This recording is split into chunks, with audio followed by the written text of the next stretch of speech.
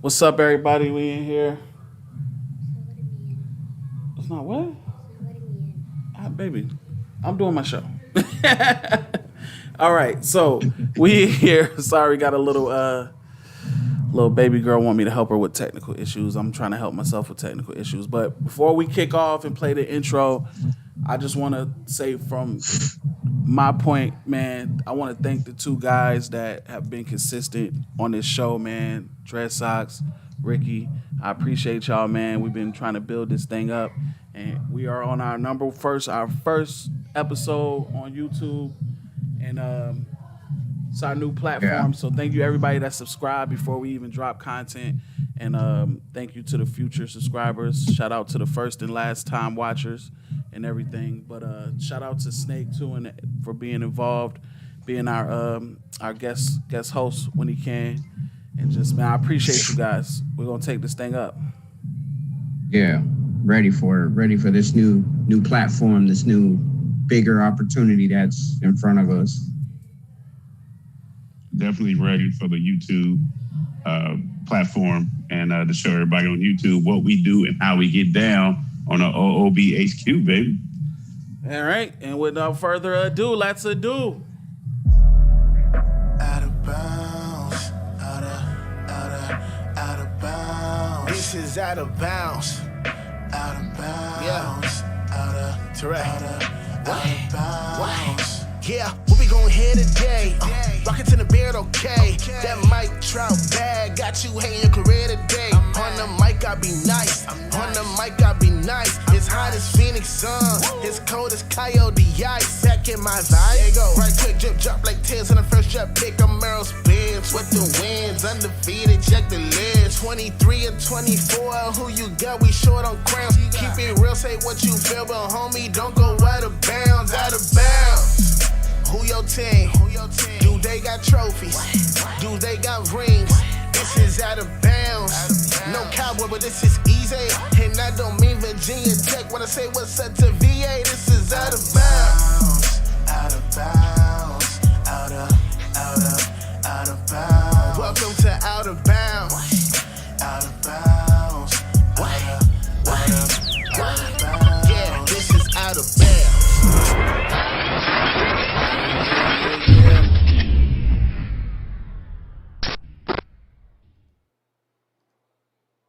Yeah. You know what it is. We in here, Out of Bounds, HQ, partnership with SDR Uncut, brought to you and powered by Partaketh. As we go on through the show, we'll let you know, guys know about our special sponsors and other people that help us do what we do. All right, man. It's been a while. We've been off. We've been taking you can call it whatever type of thing, a vacation, a hiatus, or whatever, so we can move to this new platform. Right. Issues, plenty of tissues and all of that. Tissues for the Clipper fans. So we're going to get started, man. We got plenty to talk about, plenty on the ledger. But I think what everybody wants to get started with today is the NFL. NFL is back. Football is back on TV. I wasn't sure that they was going to be able to pull this off and get back going during the pandemic, but goddamn it, they said, fuck it, let's do it. Yeah. And looks like we got no superstars opting out. They want to play, keep their checks and all of that. So week one, let's just talk about week one first. What games stood out to you? Well, first, before we talk about what games stood out to you, how did you guys feel like your teams looked? We'll start with you, Niner, 49er, Miners.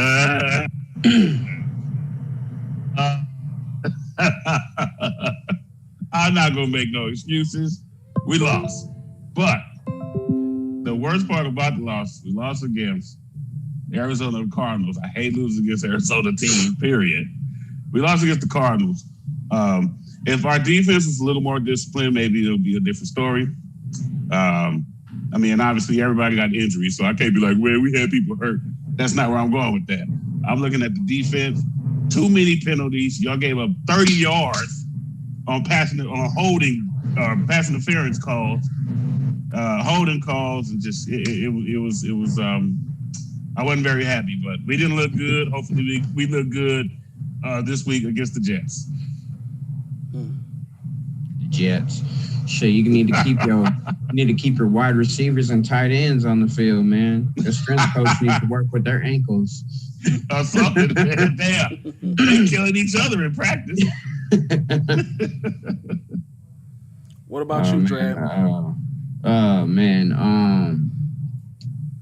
Offensively, I see the talent that we have, and I see the talent that we have defensively, other than our DBs and safeties. But it was the same offense that Jason Garrett ran. They weren't innovative. They didn't do nothing special. Same fucking bullshit. Run Zeke on first down. Run Zeke on second down. Pass on third down.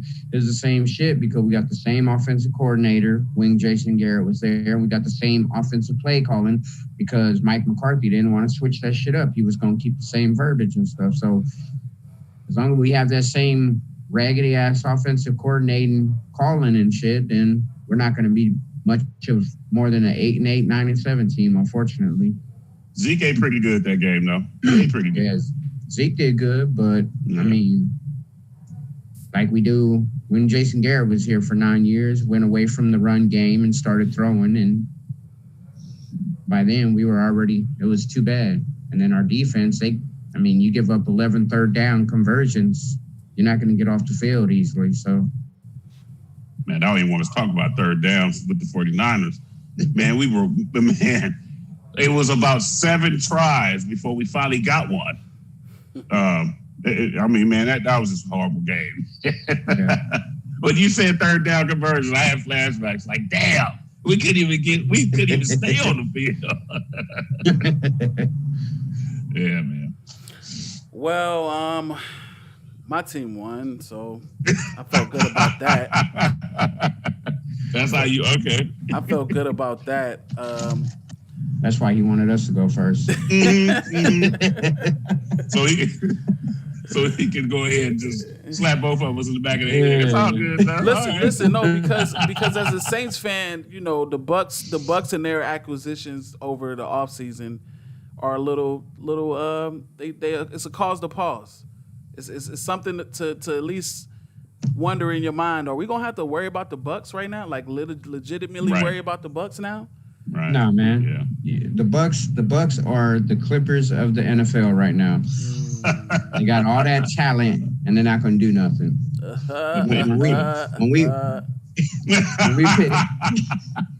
When we pick our division winners and you'll understand why I said that.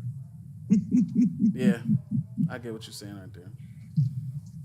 Hold up. I got it. Where is it? Where is he? There he is. Y'all probably couldn't hear that, but yeah, that was So we got but my team, man, played good defensively. Got a pick 6. It was good, as I talked to Jenkins after the game. He said it had always been one of his dreams to catch a pass from Tom Brady. And he thought that it would never materialize because he's a defensive player, for one, and not on the same team. But, dreams come true. Yeah, dreams do come true. Dreams come true. But, it was a good game. I didn't catch the whole game, but I definitely caught the recap. And, team played well. Tom Brady played decent. Did Tom Brady numbers, I guess. Yeah, he played decent. Yeah, he got a sneak for a TD. So and that spike meant something to him. Let's go there. Let's go there. Tom Brady. That was towards Belichick. Yeah. Tom Brady in Tampa Bay, Cam Newton in New England. Mm-hmm. Which one of these teams y'all think is going to have a better season? Well, it depends what you mean by better season. Like better record-wise. Record-wise. I think it's going to be the Patriots. I think the Patriots are going to have a better record than Tampa Bay. I think Bill Belichick. I think Cam Newton. You know, him being able to run the ball is going to be something different for New England, and so his running and passing is going to help them. And I think they're going to be like 10-6. I look for Belichick. I mean, we all know that dude is a genius. I look for Belichick to have a playbook. And I'm obviously week 1 already passed. So from week 1 to maybe week 6, maybe even week 4, just to have some plays that Cam Newton is comfortable with working with and comfortable with running. And then throwing in some extra pass plays here, whatever it is to open up the offense a little bit more for him, because he knows his talents, he knows his abilities, and he's going to coach around that. That's the reason why Bill Belichick is who he is today. And and to answer the question, New England's going to have a better record than Tampa Bay, in my opinion. As a,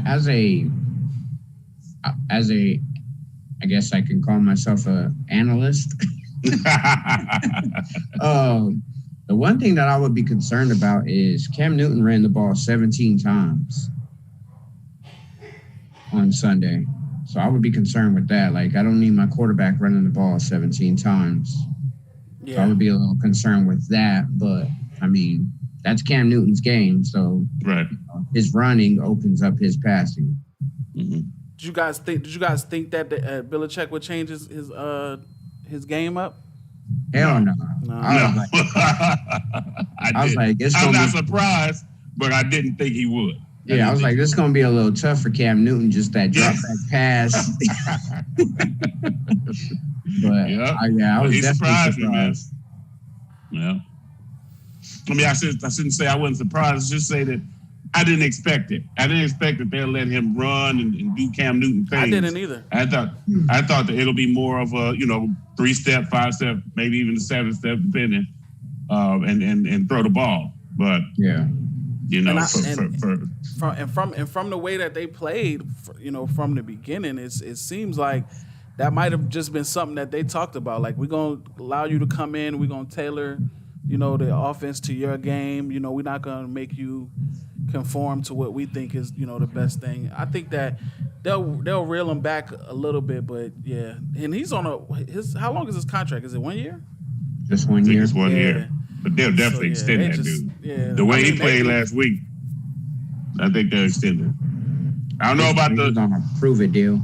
Yeah, pretty much. But I think he'll prove, by week 10, we'll probably be on this same channel talking about a 2 or 3 year extension and how he possibly, deserved it at that point. But we got to get there first. Yeah, I mean, they got a clean cut quarterback. I mean, Cam is just as clean as, as far as media wise as Tom Brady is. Like, oh yeah, Cam don't have no off field issues, no on field issues really. You know what I'm saying? So I mean, he can be a quarterback that fits the Patriot way. Oh yeah. That's true. He even you could take from his resume from being on the Panthers. I mean, I think the owner of the Panthers told Cam he didn't want him to have no tattoos, and I think he honored that request. He might get a tattoo or two now, though. Yeah. I don't think they got that rule in New England. Yeah. Oh no, I don't think. Not with I think Aaron. Well, let's not talk about Aaron. Oh yeah, but yeah. See, you almost killed the show. See, I saw what you did right there. Yep, almost killed the show. No, man, but yeah, I mean, I see him. If he would like to get a tattoo, I see him getting it now for sure. Yeah, I would. All right, so I would just to do it. I get a whole sleeve. Let's move forward. Let's look at week 2. Let's look at the week 2 NFL games. Before we go down the list, what games do you guys feel like might be the game of the week? Ooh, game of the week. Shit, I'll have to look at the games. I didn't even look. Game of the week will probably not be the 49ers and Jets. I see that one being the game of the week. Be the game of the week for you. For me, because I need that dub. Okay, so I'm looking. I got you. I'm gonna roll through it right now. So while we try to pick the game of the week, we already had the Bengals and Browns on Thursday, 30-35. Which is going to be in a better game than I thought. Yeah, right. That's what I was saying too. I was saying the same thing. Jags, Titans, Panthers, Bucks, Broncos, Steelers, Rams, Eagles, Niners, Jets, Bills, Dolphins, Vikings, Colts, Lions, Packers, Falcons, Cowboys, Giants, Bears, football team, Cardinals, Football team, Chiefs, Cardinals. Chargers, Ravens, Texans, Patriots, Seahawks, and of course Monday night the big boys, Saints versus the Raiders. Okay. I would have to say either the Ravens and Texans or the Patriots Seahawks. I was going to say Patriots Seahawks. Russell Wilson and Cam Newton. And Cam Newton facing, that's my game of the week right there. And that's Sunday night game. Looks like they got the lineup. I still would say that Monday night could have been a different lineup. Saints Raiders. I mean, it could have been. But it's the first game in Vegas. It's the first game in Vegas. That's probably why Monday Night Football wanted to snag that one up. That's a good point. Yeah. Oh yeah, well I would love to give them their first loss in their new stadium. Well, would be great. you got a chance. That would be great. That would be great. Yeah. Let's call them. Who you guys got? Jags, Titans. Titans.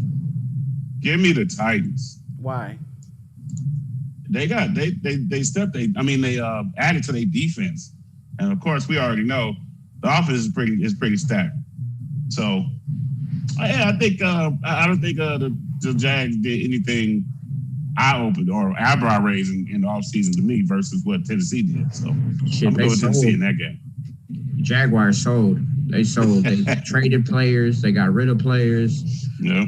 They were on the selling market. I think Derrick Henry is going to have like 130 yards rushing. By halftime. And I think that's going to be the big reasons that the Titans win. Yeah, because Derrick Henry's going to just run the fucking ball like crazy.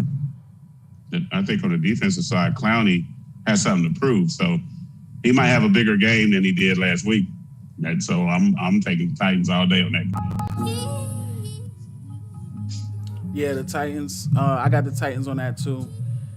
Just looking a lot better, even though they're both 1-0. Titans looking like a better team. All right, Panthers and Bucks. I'm gonna go with the Bucks. That's probably I'm gonna go with the Bucks on that game. You know what? I'm gonna take that back. I'm gonna go with Carolina because of the way Carolina lost that game last week. They're gonna have that taste in their mouth, and they play somebody in their division. Nah, I'll take it back. I'll go with Carolina. I'll go with Carolina. I'm gonna go with the Bucks. Tom Brady. I just don't think that the Panthers defense is all that good anymore. I think Panthers, I think Jaguars, I think they're all trying to be in that like mediocre rebuild mode. Like they got talent, but they know they need more talent, so they're still trying to rebuild that. Yeah. I hate rebuilding. Yeah. But yeah, I got the Bucks on this getting their first victory. Already 0-1 in the division too. Broncos versus Steelers. I'm gonna go with the Steelers. I like how their defense look. Goddamn, they fucked New York up. Yeah. Hey man, Danny Dimes didn't look like Danny Dimes last week. I guess for sure. I can't stand when motherfuckers get nicknames so early. That motherfucker is Danny Penny. Yeah, for real. Danny Penny. I'm gonna go with the Steelers as well. That linebacker core, man, that's crazy. Bud Dupree, man. TJ Watt. TJ Watt, yep. Yeah, TJ Watt, man. Them two right there is just relentless. So I'm gonna go with the Steelers. I'm gonna go with the Steelers, but I'm gonna focus on the offensive side. I think Juju is going to add to his game from last week. And because he's also my wide receiver in the Out of Bounds Fantasy Draft League, I want him to have a good game. So I'm gonna go with the Steelers. Shout out to ID. I might need him to have a good game. Shout out to ID in on the YouTube live feed commenting. I just noticed the live feed comments was right there actually. Yeah, me too. But shout out to him. Let's go football team. All right, football team. Get that. We're gonna talk about that when we get to their game. Rams, Eagles. So glad the Rams got rid of that ugly ass logo they tried to put out at first.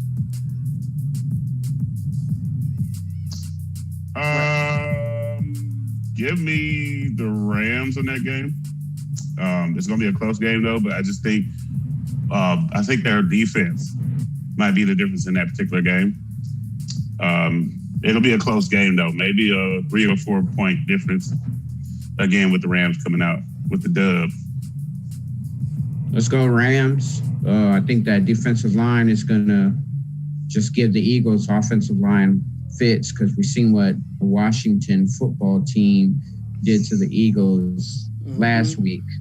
In that second half, they just smacked the shit out of them. So, and they don't have nowhere compared. They don't have nobody on that defensive line compared to Aaron Donald. So, man, and he was just throwing Cowboy players around last week. So I could only imagine what them Eagles is going to be looking like flying all over the field. I mean, they got wings and beaks though, right? So they should be fine. In a bad way though. They was flying in a bad way. It's gonna be like duck hunting that motherfucker. They won't fly and they was falling with style. Yeah. That's crazy. What the fuck? Niggas getting free advertisement? I hear ads playing in the background of my shit. All right, so moving forward. I'm sorry, I didn't pick on that one. I got the Rams too. The Eagles look like doo-doo out there. It's time to start questioning whether Wentz was the answer. San Francisco versus the Jets. Ricky, I'm assuming you taking the Jets on this one. Hey, I love Frank Gore. I almost called him Al Gore. I love Frank Gore, but nah, man, I got to go with the Niners on this game. We got Brandon Ayuk. He's activated. Mohamed Sanu, new addition to the team. We're gonna be without Kittle, but we have Jordan Reed at tight end, and McKenna will probably run. Hopefully this time at least 100 yards, maybe another touchdown. So I'm gonna go with the 49ers in this game.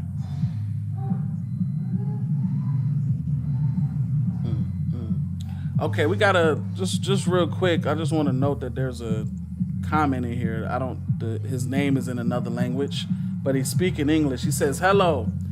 In your opinion, which is the best football player in the world?" And he's talking football.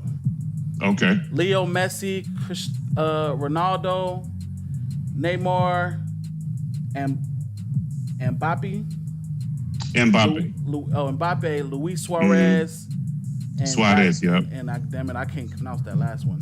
I can't even see it, but I know the players you're talking about. In my opinion, Cristiano Ronaldo is the best soccer player on this planet. He is clutch.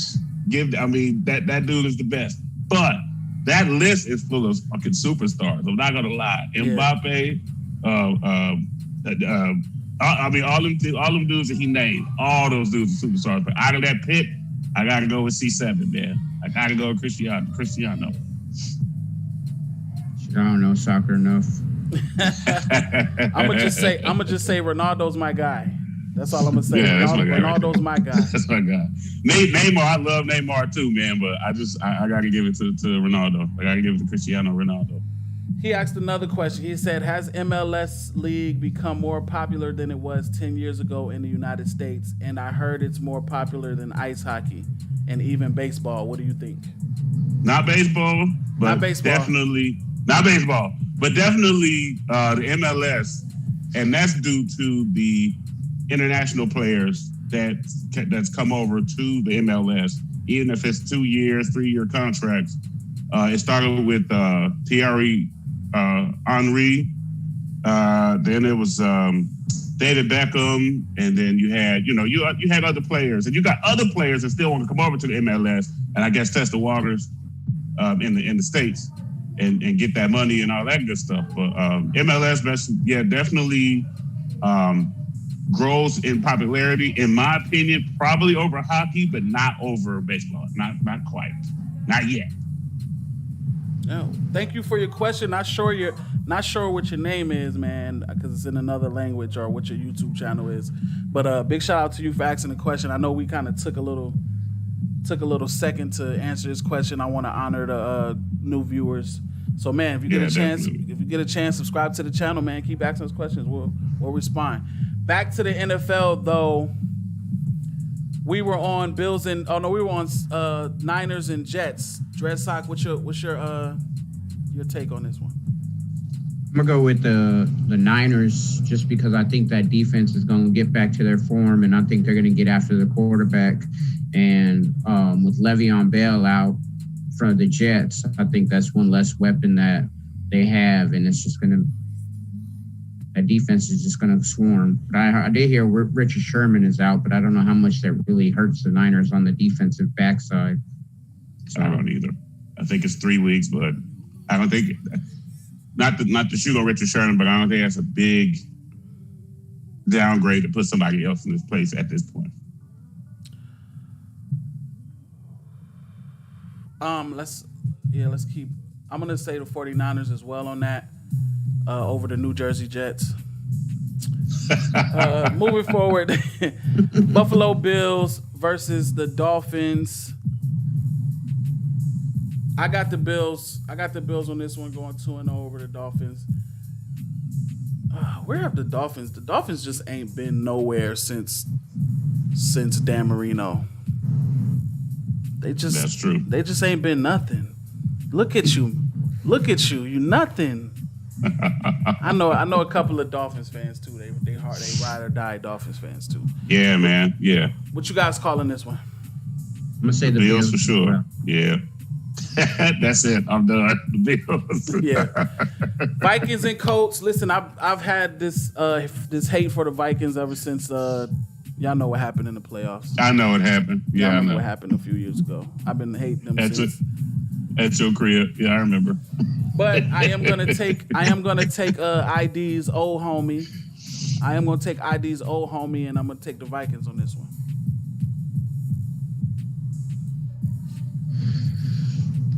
I think it's going to be the Colts, man. I think the Colts got a good offensive team. I think Phillip Rivers was just trying to get his feel for the game, playing with those new guys. Right. And I think they got that they got two-headed monster running back going back there with Hines and Taylor. So I think that those running backs is going to be really good. And I think Phillip Rivers is going to start getting on track with hitting T.Y. Hilton and shit like that. So I'm going to go with the ID. I'm going to go with the He said, not my man. Yeah, no, see. Yeah. Nice, man. That's why I laughed. I'm going to go with the Colts. I'm going to go with the Colts. I'm going to ride with old man Rivers in this game. He's showing that older guys like myself can still do it. And as you spoke on him and T.Y. Hilton, we'll have to make some connections throughout this season for the Colts to do anything. But as far as this game is concerned, I see him winning this game by 10 points. Okay. So I'm wrong, I guess. Then fuck y'all.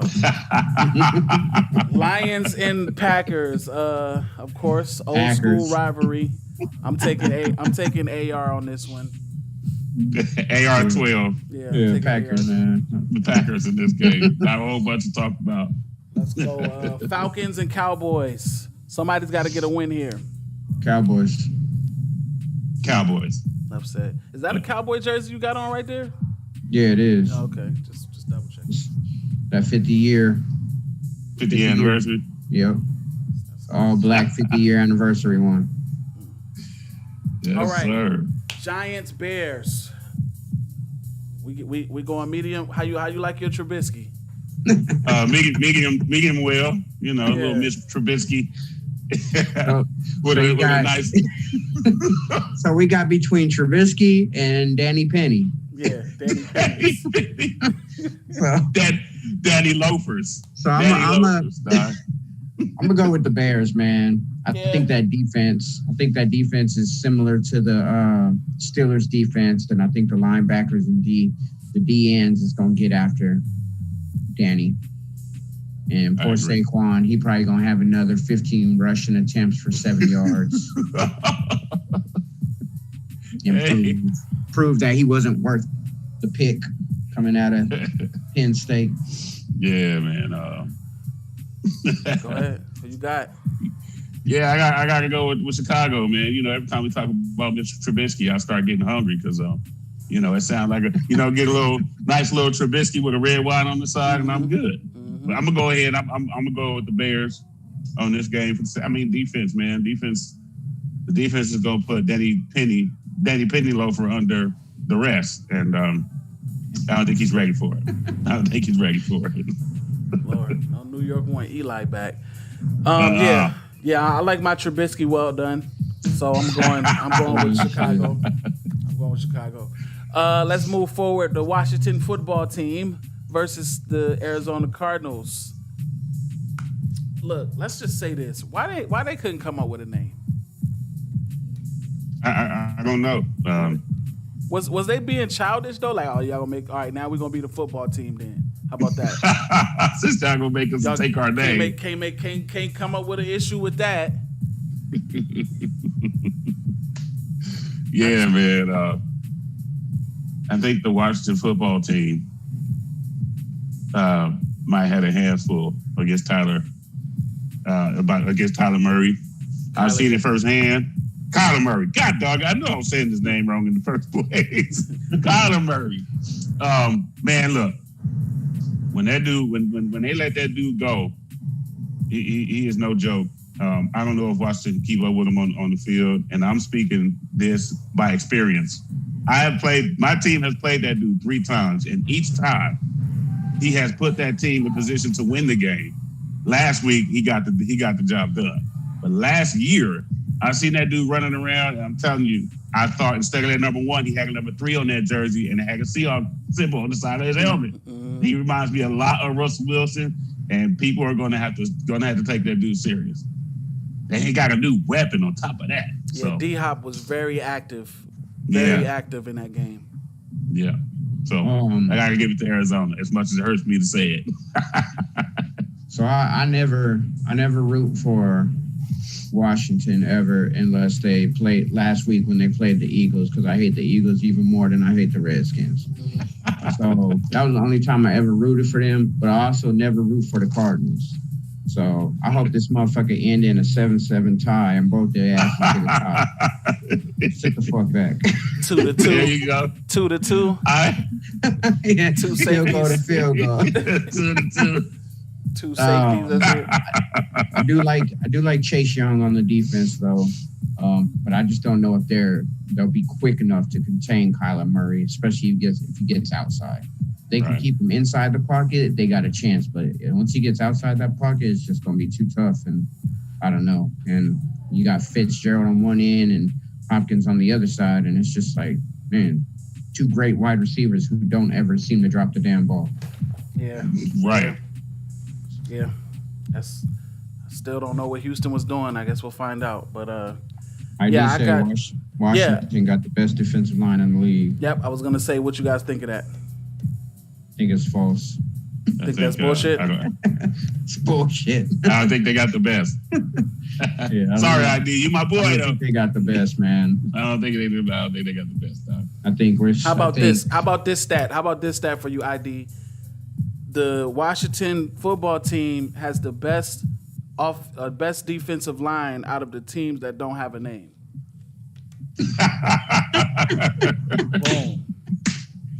Hey man, just call them Washington FC like soccer, man. The Washington Football Club. Also, yeah, I joke on it. I joke on the idea. I know it takes time to come up with a name that you actually want to keep. Yeah, this is a big decision. Somebody phone vibrating? That's Okay, that's me. Oh, Okay. Yeah, I heard I was like, something is buzzing in my ear. Okay. My bad, guys. It's all good. all good, all good. But yeah, I know it takes time. I know it takes time to come up with a name. I just got to give them shit because they really just was like, we the football team. Yeah. Yeah, it's like And they do it. naming the baby. It's like naming the baby. This They is the didn't- name you're gonna give this baby that's gonna have this name for years to come. So they gotta take their time.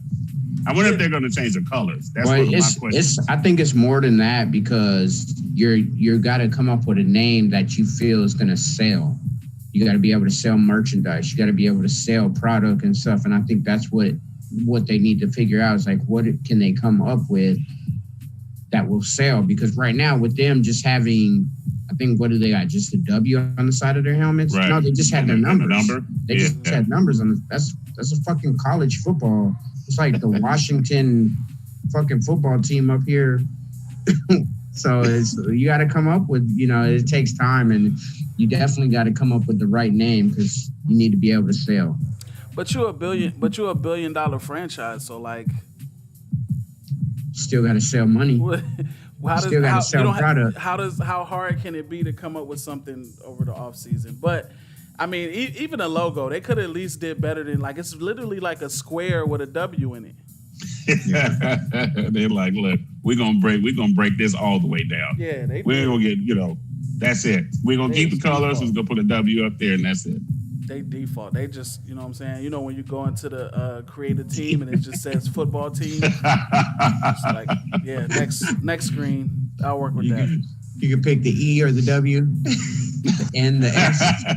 But that's That's it. gonna be interesting to see them see if they, have a good season as the Washington football team. Yeah. But So you think they'll keep it? You think they'll just keep watching the football team? I don't think they'll keep Washington football team. I think they'll change it. Yeah, But you got to come up with a name. yeah, you got Yeah. something. But Chiefs and Charge. Oh, before we move off that, I also think that they will not come up with the name that or a team that pays homage to the Native Americans. I believe they said we off that train. Y'all want to play games with us? Yeah, I think. Yeah, it's definitely nothing like it. Nope. Not even close. I agree with that. So next one is the Chiefs and the Chargers. I got the Chiefs. I had the Chiefs. I like Tyrod, but I got the Chiefs. Hopefully Pat Mahomes throws like 9 touchdowns. You got Pat in is. fantasy, don't you? Yeah. Hey, Yeah, it must just be. long as he throw at least I tried 2 to or 3 trade. of them to Kelsey. Yeah, I tried to trade you for Michael Thomas, but you denied No, that. I know, That's man. why your ass got him. That's why know. he injured now. Why? Why? This happens to me like every year. Somebody try to trade me for somebody that I really don't want to trade for, and I'll be like, man, get out of my face. And then this motherfucker get hurt. I can't do it.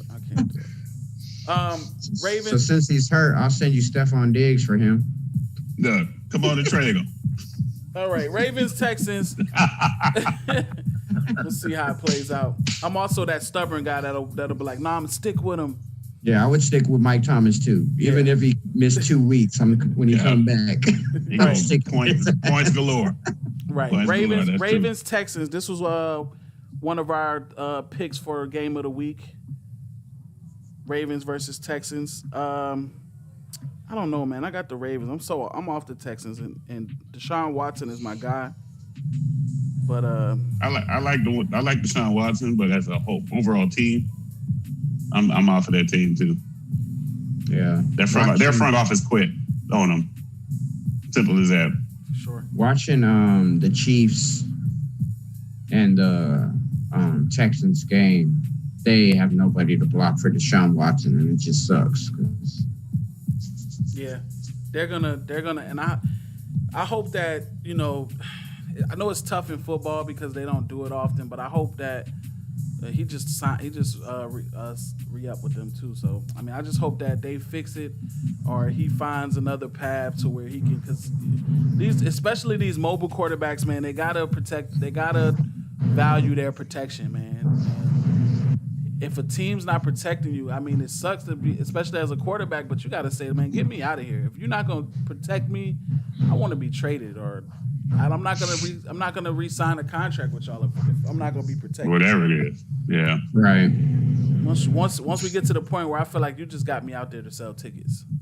Well, the whole point of them not keeping this DeAndre Hopkins was because they didn't want to pay him that money. And then they turn around and they pay like the linebacker and they pay all these guys on the defensive side, but they don't do nothing on the offensive side to help build up that offensive line, knowing that all you have right now is Deshaun Watson and a broke down David Johnson. Mm-hmm. Yep. So I tell you, man, the Arizona Cardinals got away with murder on that trade, man. Murder. They should be under investigation. That was the Chris Paul. That was the Chris Paul to LA trade all over again. Yeah. Except they said, no veto. "Oh, you want David Johnson? Oh, deal." You know, deal. Hey, I will fly him there to you right now. They called the Cardinals called up the Texans like, hey man, I think y'all accounts got hacked. I think y'all emails got hacked or something. We got a strange email said you guys wanted to trade D-Hop for David Johnson. Yeah, no, we wanted to do that. Oh. Okay. As they on the phone with the executives, the other one calling David Johnson, be like, yeah, go to Houston. Get out of here.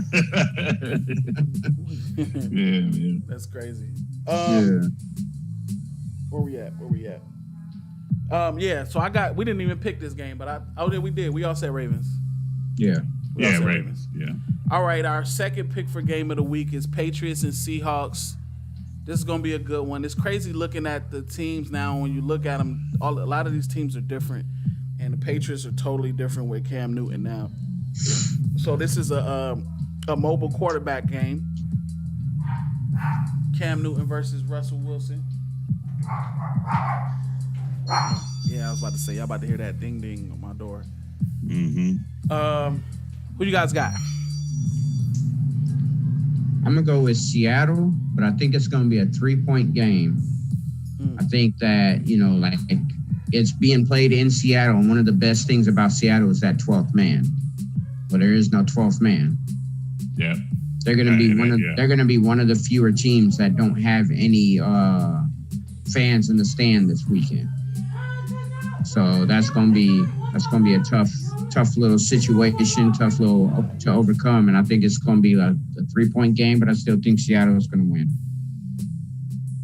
Rick? I agree. I guess Seattle this game.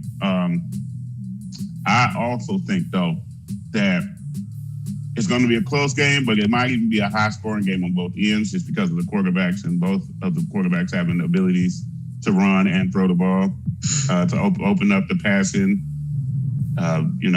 But gotta give it to Seattle in this particular game. I'm going with Seattle too.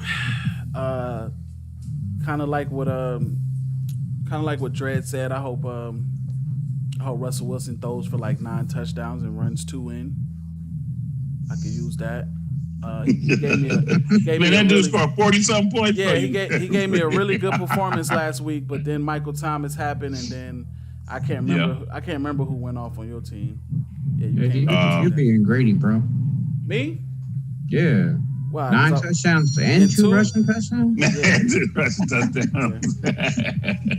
I can use those. Yeah.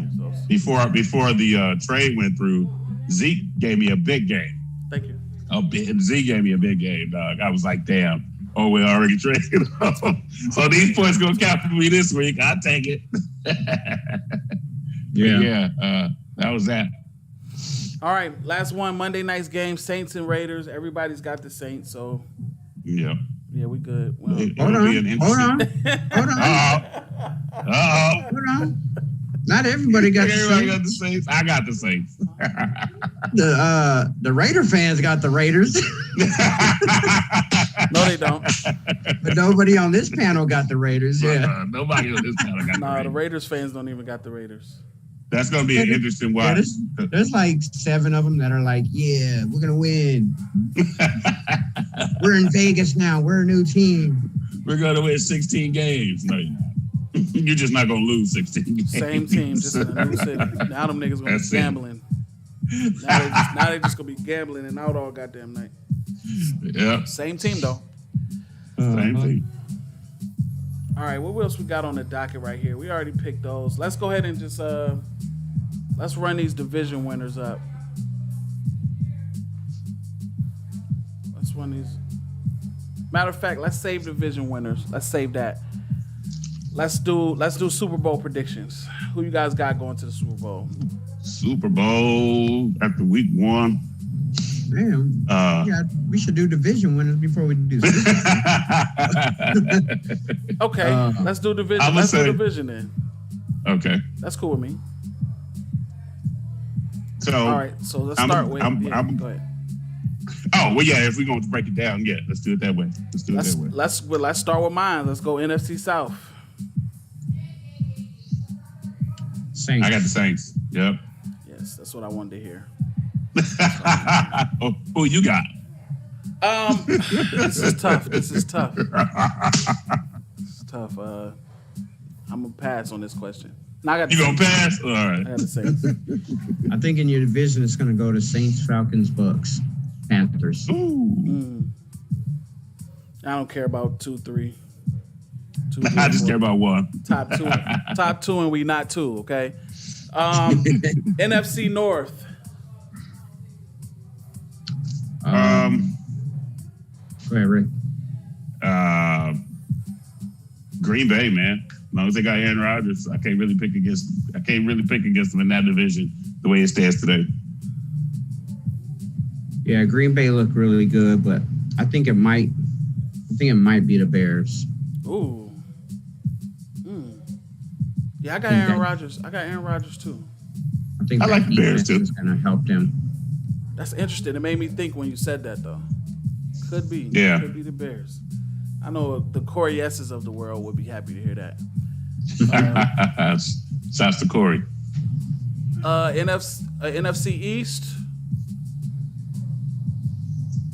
I got Dallas. Cowboys. I got the Giants. No, I don't. I got the Cowboys as well. Eagles No, look you like don't. Eagles look like doo-doo. I think this might be Cowboys, Washington, Yeah. Eagles, Giants. Yeah. I think Washington will get second place. All right, NFC West. Niners. Damn, we all in the NFC like that too. That's crazy. Yeah. Niners. What you got, Dred? Seahawks. Respectable. Man, the Niners got so many injuries. I'm going Seahawks. All right. But look, Arizona ain't gonna sneak up on nobody this year. So we I gotta still watch think out for them too. I still think they'll be third. They'll find a Well, way. yeah, I mean, but they'll they're find a way to improved. Arizona it up. They'll find a way to Arizona it up. Like, you know what I'm saying? Yeah. Arizona improved though. Where you got That's Arizona? why, That no, I ain't got division, Arizona. that division is going to be really tight, I think. But I think it's going to go Seattle, Niners, Rams, Cardinals. But I think it's only going to be like a 2-game difference between all of them. That's how Yeah. close I think that division is going to That be. division's always been a tight division. I always say that. I've always been saying that's one of the toughest divisions, if not the Yeah. toughest, especially like in the last decade. Yeah. So this year, don't they have 3 wild cards this year, or 2 they wild did. cards? They Something- did. Yeah, they something did is change different. It. Yeah, they did Yeah. change it. Mhm. We don't have to review that. We have to review that. All right, AFC East. Hey, you know what? Watch out for the Bills. If the Patriots can't hang on to first place, I think it'll be the Bills. I got the Patriots. So there's 3 wild cards. Sorry, Three wild cards, okay. I was looking that up while you guys were talking. I'm gonna go with the Bills as well. Bills and then Patriots. Yeah. I believe in Bill Belichick. I think we all can agree that Bill Belichick. Now is that what y'all meant? Is that what y'all meant, Bill Belichick? No, I meant the Buffalo football Bills. The Buffalo Bills. Let me make sure I get all that out of there. Nah, man, Buffalo, man. They improved. All right. AFC West. Chiefs. Right, run it up, Chiefs. Yeah. NFC or AFC North. Go Browns. Not for real. I ain't falling for that shit again. I picked the Steelers. Yeah, I'm off the Browns. I like Ben Roethlisberger. I like the way Ben looked. I should say the other game that they just played. But I mean, you got to knock out Baltimore, man. So I'm gonna go with Baltimore. Yeah, I went with the Steelers just because last year they went 9-7 and they had nobody as a quarterback. Right. And now you put Big Ben back behind center. I'm with you on that. But I don't know. I gotta go with the Ravens. Yeah, I'm going with the Ravens on this one too, brother. Let's do AFC South, and I think that's wrapping it up for us. AFC South. Tennessee. Yeah. Titans. I thought you was gonna say something different for sure that time. Nah, I just thought about it and I was like, nah, it's the Titans. It's gotta be the Titans. All right. Now let's do the Super Bowl picks. I'm gonna have to say that Baltimore makes it. I'm right. And I'm gonna go with Baltimore and New Orleans. Yep, I didn't even pick the 49ers. Like I probably thought I was gonna pick. Ricky said New Orleans and Baltimore. New Orleans, Baltimore. Mm-hmm. Okay. What you got over there, Brad? I'm gonna go with Baltimore as well and the Cowboys. Dallas and B-More. I'm gonna go New Orleans and Chiefs. Yeah, New Orleans and Kansas City. I'm starting to learn something. I thought you were going to pick New Orleans versus New Orleans. That's what I thought. New Orleans versus New Orleans. I thought he was going to say New Orleans and the Saints. That's what I thought he was going to say. New Orleans versus Nolans. Everything I thought he was going to. You just had that look on your face like you was going to do something like that. Y'all ever be looking in comments sometimes when they be doing like stuff like that and they be like, the Cowboys and the Packers. Yeah, for the Super Bowl, it's like that's not even possible. Bro, you do know that. Yeah. You do know that can't happen, right? Yeah. See, a Cowboys fan once told me, "See y'all in the Super Bowl." You mean like you'll see us playing in the Super Bowl? Like, in the Super Bowl? Okay, then. Or like, because we won't see each other there. Man, he must have been a young fan. Yeah. Yeah, it's crazy. So, what else? NFL we got on the tech. So yeah, let's talk about that. What do you guys feel like your teams need to get the Super Bowl this year? What could push you over? Maybe if we stop fucking getting hurt, that might help. And then I don't know, win a game. So hopefully we win a game. We win the game tomorrow. But we need help in the DBs. And maybe another receiver. I mean, I get greedy when it comes to receivers. And since we can't keep none of them on the field, I got to stay greedy with receivers. That's it, man. That's really all I got. Receiver harder. Yeah, I'm a receiver hoarder for sure. I would say for the Cowboys, we definitely need defensive backfield help. They've been doing a whole lot of restructuring of contracts and stuff, and they've opened up like almost $12 million for this year. So I don't know if that's their play trying to go after Earl Thomas. But we definitely need defensive back help. And with Van Der Esch breaking his collarbone and having another surgery, I would say we probably need another linebacker, especially because Sean Lee can never stay healthy either. But other than that, I think everything else is,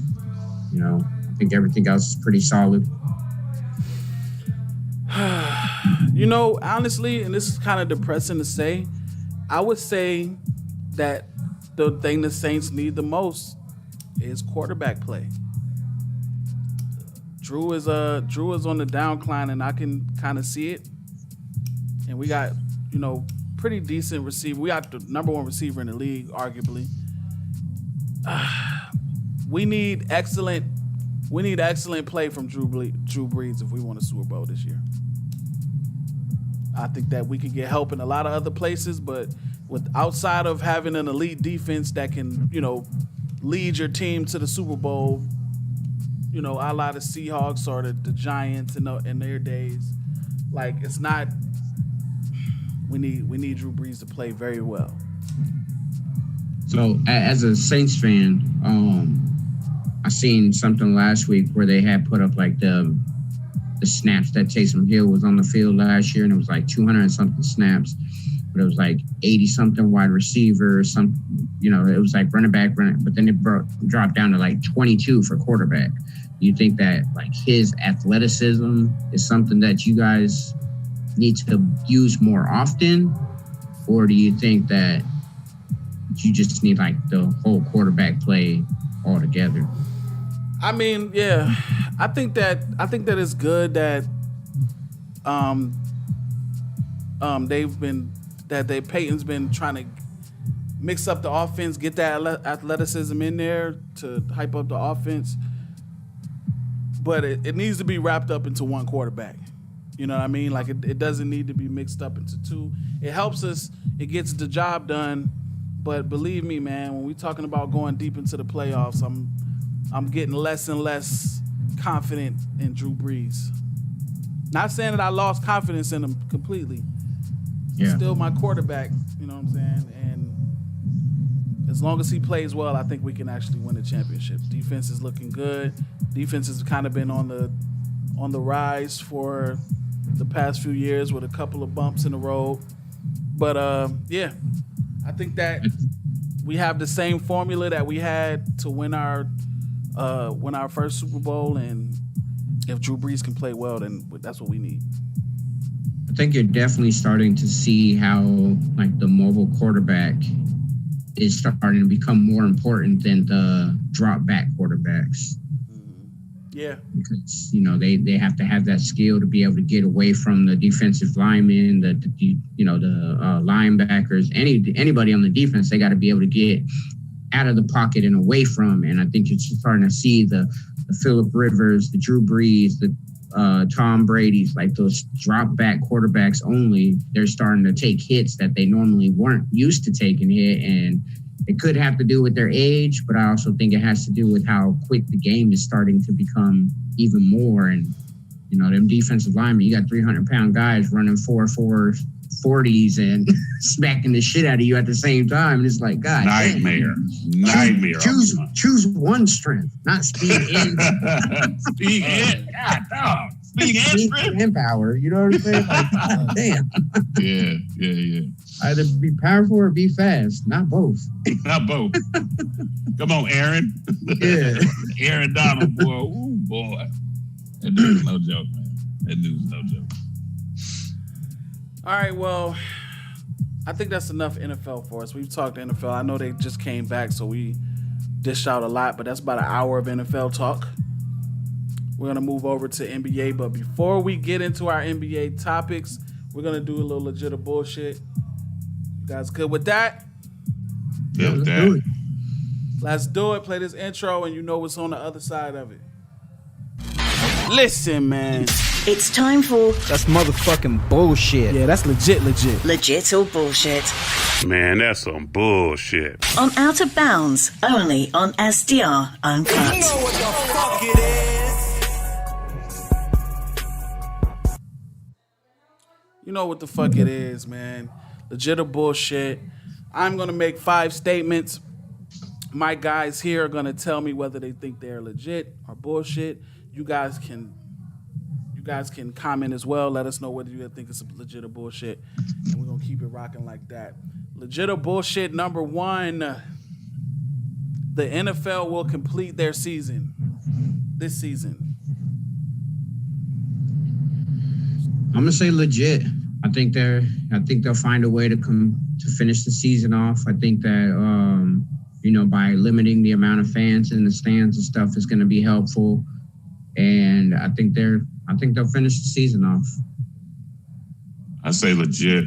And only, there's only a handful of teams that are really going to have fans in the stands. Some teams are not going to have fans in the stands yet. I think that the NFL is being smart about how they're going to bring the fans back to the stadiums.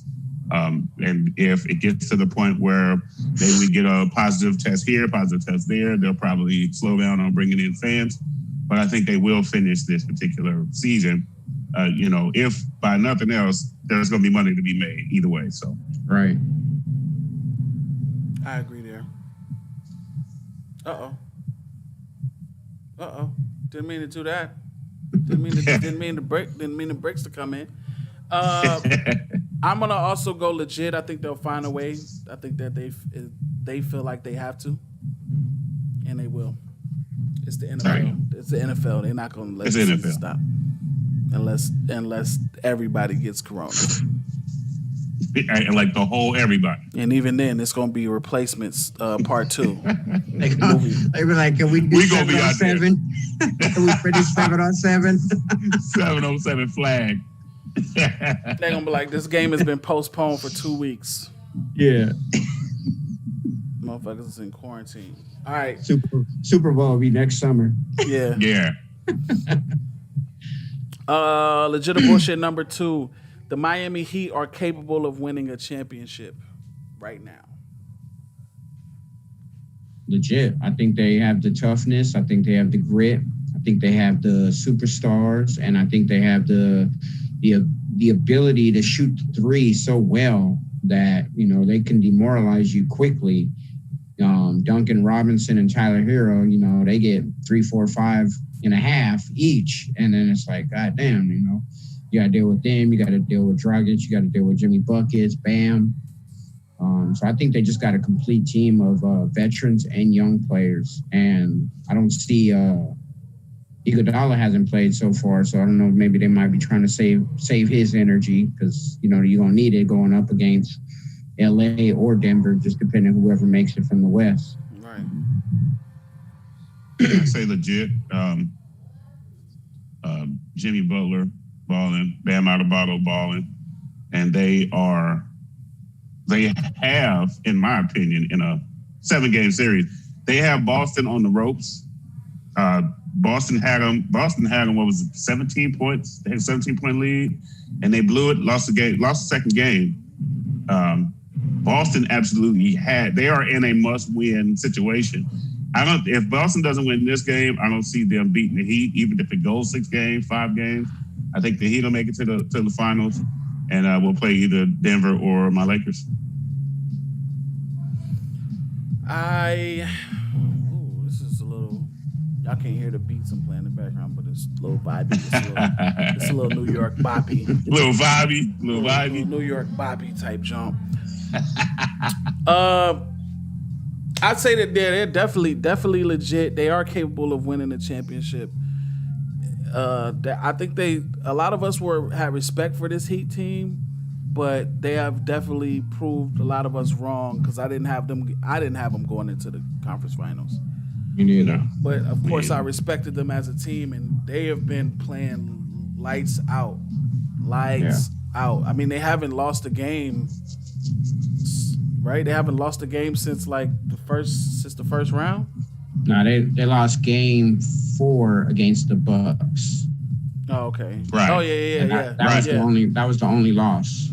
And that should have probably been a win. But that was a game that Milwaukee just showed true grit. They were down, their superstar was down, and they still came together and they won that game. But had it not been for that, Yeah, they would have swept them out too. And Well, Yeah, 'cause Jimmy even said, he was like, we took our foot off the gas when Giannis went out, and that was our problem. And you could see that too. It was Yeah, obvious. definitely. It was obvious. Legit or bullshit number 3. I switched this one up on y'all because I think this is a question that's more fitting for right now. LeBron should be the MVP this year.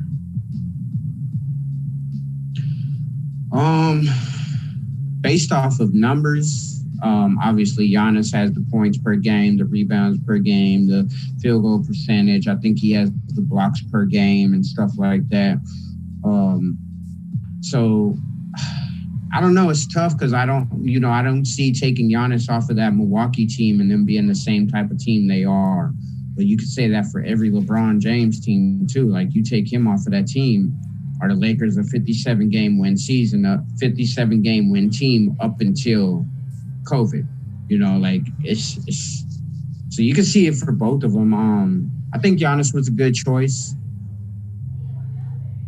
So I don't know how I answered the question. Legit, I guess. I think you're saying legit. I don't know. I think you're saying legit. I think you're saying. I think you're saying bullshit. I just started ranting and I forgot what the question was. It was LeBron is the should be the MVP. I mean, you could say legit or bullshit on that one. you could. That could be a push because both of the superstars played their asses off. They balled out. But they're looking at numbers, of course. They're looking at Milwaukee having a better record, and probably for the same reason that Drez has hit on. If you take Giannis off of their team, you know they won't be in the position where they were when they were. Having said that, I don't really know how to answer it because LeBron was balling all season for it. But what people can argue is, well, he had Anthony Davis on this team, and Giannis doesn't have an Anthony Davis and that type of thing. But that's not LeBron's fault. LeBron still played. LeBron still ran the point. He still ran the team. I'm going to say legit. He should be the MVP. But it could go both ways. Yeah, this one could definitely go both ways. I'm gonna say bullshit from the standpoint of, like Dredd said, the numbers are there. Giannis didn't not deserve it. Right. You guys get what I'm saying? Giannis didn't not deserve it, but LeBron deserved it as well. It could have went either way, honestly. But Giannis has the stats. It just sucks sometimes to see people get MVP and after they got bounced out of the playoffs. It just sucks. I think that's what it is. I mean, a couple years ago when James Harden won it, you seen LeBron was better in every statistical category, and they still gave it to James Harden. And so I personally think that nobody wants to give LeBron number 5 because they don't want him to have that same amount of regular season MVPs as Jordan. Now that's my opinion. As I don't think the media wants to do that because the media loves them some Jordan. Yeah, and more media hates LeBron or hates on LeBron than they positively talk his game up.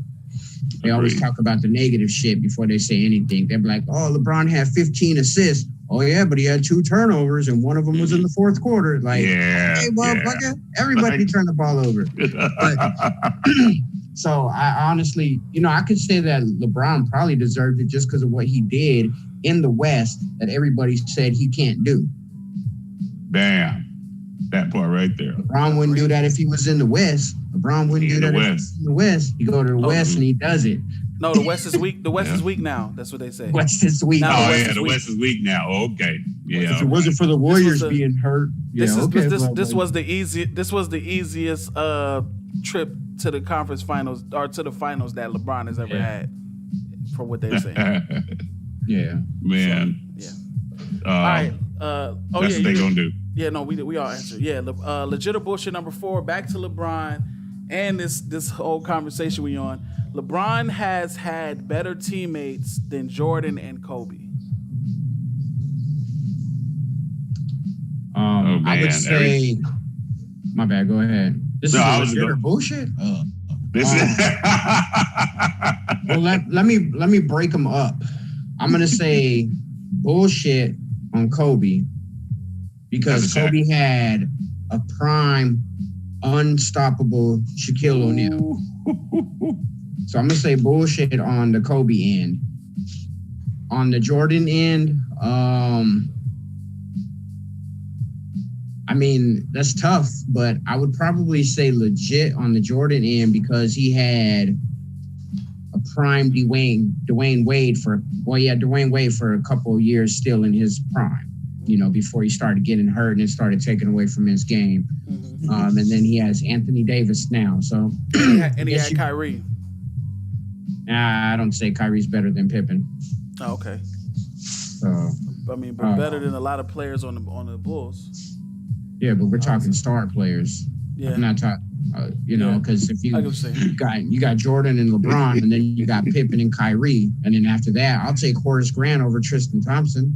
I'll take Tony Kukoc over Kevin Love. I'll take BJ Armstrong over J.R. Smith. BJ over J.R.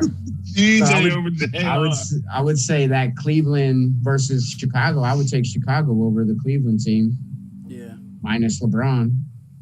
Yeah. So I would say, I don't know.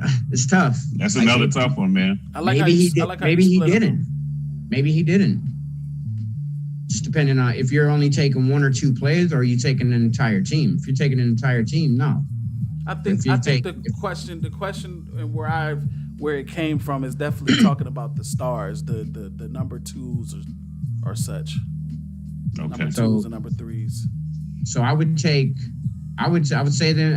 bullshit, because if you go to a number three, I don't think LeBron has a better number three defensively than Dennis Rodman.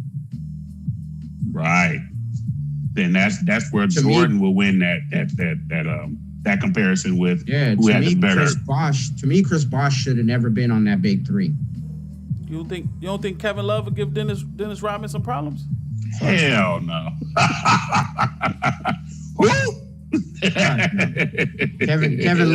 Kevin Love couldn't even give Draymond Green problems, and we know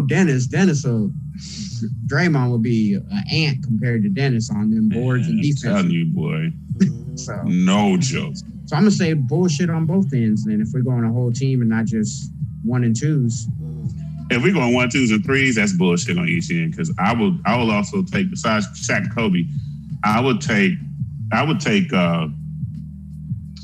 shit. I'm trying to pick one. I take Derek Fisher, because that dude he was deadly from three in the clutch.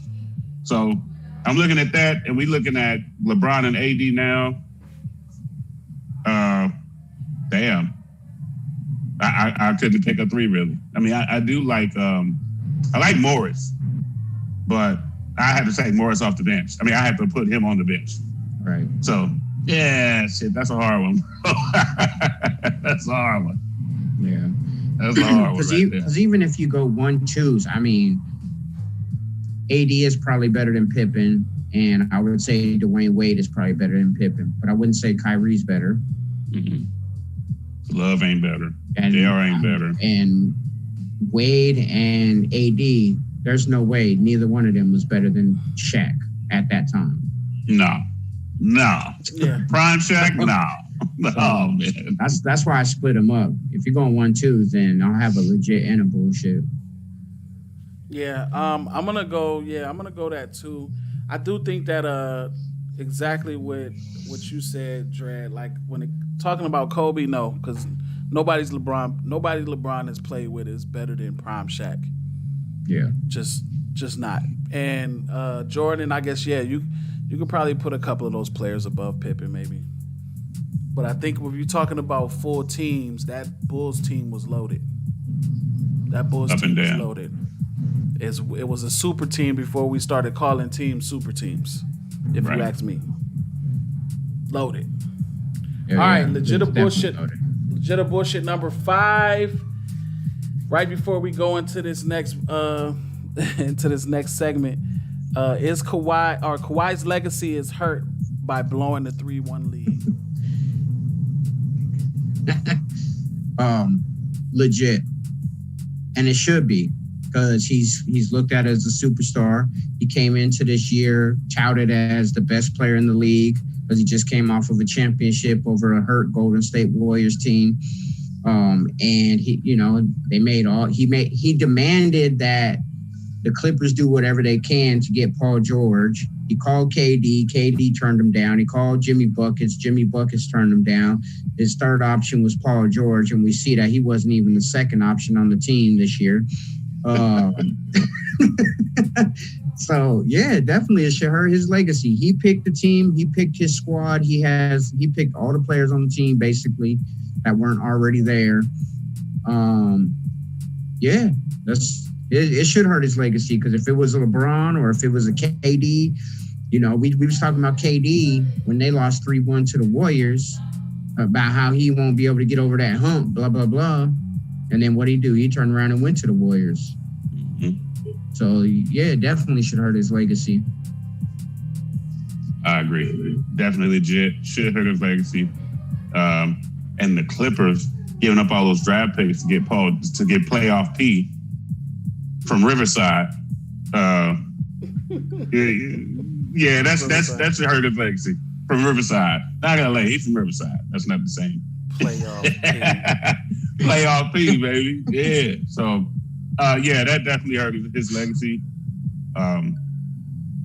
We'll see what the Clippers do. Or they kept Doc Rivers. We'll see what they do as far as moving pieces, but this year was a flat out bust, and his legacy should hang right with that bust. Yeah, I'm gonna definitely say that, man. His legacy is hurt by that. This is, as some people have pointed out, this is the first time Kawhi has really been the leader of a team, or expected to be the leader. I know that people will say, well, he was the best player in Toronto. Okay, but he wasn't the leader of that team. That team already had a leader. They only swapped out pretty much one guy. Well, they brought in Gasol. And Danny Green. Yeah, and Danny Green, which is but again, that team already had the clear-cut leader who I think was Kyle Lowry. And and Kawhi he was able to come to that team and be Kawhi. Be quiet, you know, do his thing, the quiet assassin or however they call him. But on the Clippers, bro, that's not the Kawhi that is needed. They're gonna need a different Kawhi. You're gonna need to be a leader. You're gonna need to cultivate a relationship with that whole team, with the coaching staff and everything.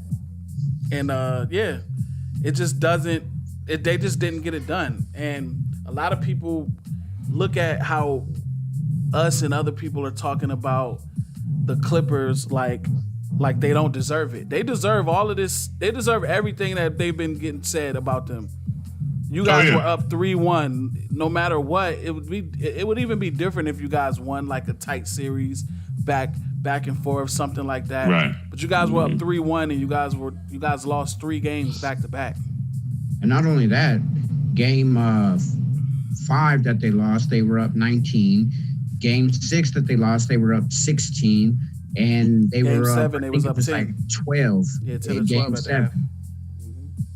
So you were up double digits every game going into halftime. And then the second half, they got smacked every single game. Like, and I'm not talking like they were getting beat like 60 to 30 points in the entire half. It wasn't 30 and a quarter, 30 and a half. And a half. Right. They stifled them dudes. All right, well, Kawhi had 3 games where he had 0 points in the fourth quarter. You know, motherfuckers would be killing LeBron if he had 0 points in the fourth quarter. No, they did. He had 0 points in the fourth quarter the other day when they lost to the Rockets, I think. Yeah, game 1 against the Rockets. Yeah. Yeah, game 1. And then proceeded to bring the broom out. Yeah. Yeah. Gentleman sweep. Mm-hmm. So it's just like they give Kawhi, they give this whole Clippers organization a pass because they've been garbage forever. You know, 50 years and you ain't made the Western Conference Finals. At least my sons made that shit. Yeah. You know what I'm saying? 50 years and you haven't even made it at least once. And if you look, they've had players, they've had big name players. They just can't get it done. And that's when you got to start going to the whole organization. And I like Doc Rivers, but he got to take blame too. You can't have 3-1 leads blown in your entire career as a head coach, and still be considered one of the greatest. The greatest, yeah. I don't know if I would say all of that. I mean, he won in Boston with the original. When he came, right, and when he came to LA, and I'm thinking, okay, he's. I was thinking to myself, finally, now the Clippers will probably do something. And so the Clipper fans, I don't know where the hell they came from. And I went to high school with some of these motherfuckers. I don't know where they came from. All of a sudden, they Clipper fans.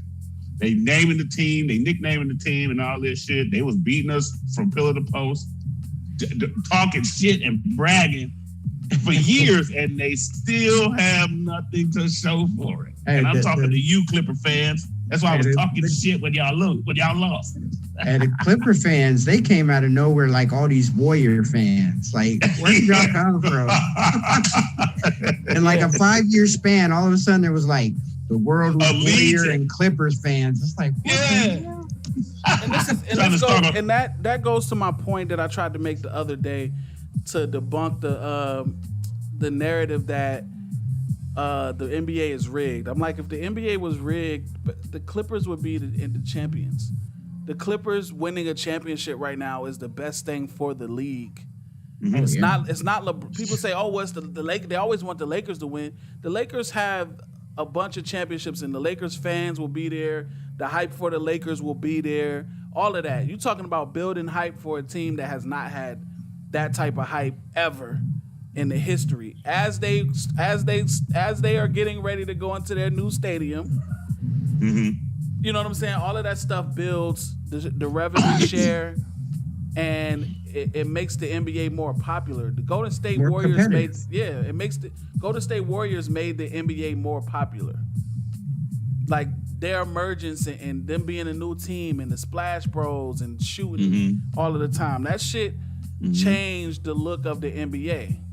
Right. And granted, the positionless basketball. Right. Granted, all of that. Granted, we got a few years of we all know who's going to the finals, but you know what I'm saying? That was a emergence of a dynasty. Even that 1 year that the Cavaliers won. Right. That was great for the league. Yeah. The 1 year that Dallas won, that was great for the league. The underdog beating the Miami Heat. Right. That's great. That nobody wanted to see win. Yeah. Nobody wanted to see the Heat win because they were already bragging and shit. So then when Dallas won that series, I agree right with you on that one. I agree with you on that one. So it is best for the league if these teams that nobody wants or expects to win wins, because then you're like, damn, they did it. Yeah, that's what I'm saying. People don't get that when I say that. They're like, nah, they want it to be Lakers and Celtics. That's what it is. I'm like, I'm telling you. If that's the case, why is Miami Heat beating the shit out of the Celtics right now? Like I said again, not beating the Celtics, beating the shit out of the Celtics. To me, there's plenty of examples and evidence on why the NBA is not rigged. You think the NBA wants their MVP to be bounced out already? Right. No. I know he got injured, but if it was rigged, they could have got them through that round, and Giannis probably would have been back. Yeah. You know what I'm saying? Like this shit. Giannis probably ready to go right now. Yeah, it's not rigged. It's I don't see it. I'm just saying that the NBA is not in their best interest for their MVP not to still be in the playoffs. Right. Period. But we need to get off of this legit or bullshit. We do have a special treat for the Clippers fans and Kawhi fans out there. And yeah, we're gonna go ahead and run that. If you guys could do me a favor and mute y'all mics real quick while I run this sound. When you hear the sound of my voice, we back. Let's do it. Let's check this out right here. Hi, Kawhi. Hey, Kawhi. What happened? I gotta fix it. Gotta fix it. Hey.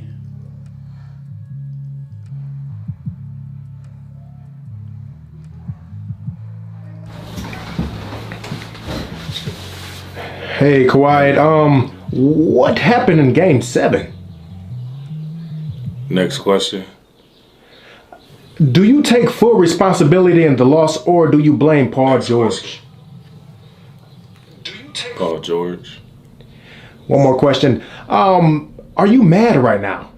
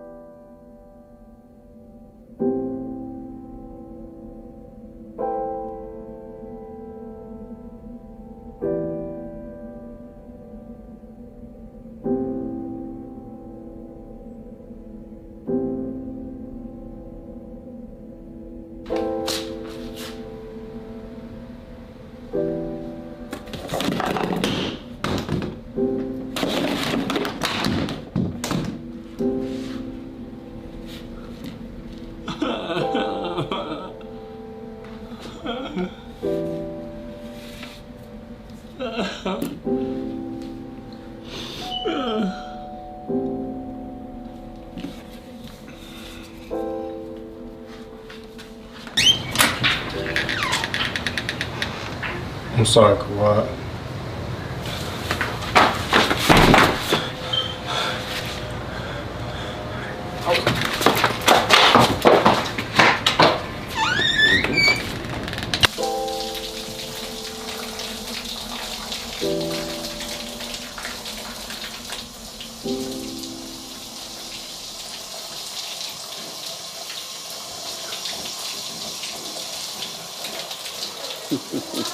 Hey, yo, Minx. All right. We back. Right now, yo, YouTube, chill out, man. I'm going to plug my guy. Talking about heads up. We've detected copyright audio and video. Okay, I know, man. Calm down. I'm gonna plug my guy Minx.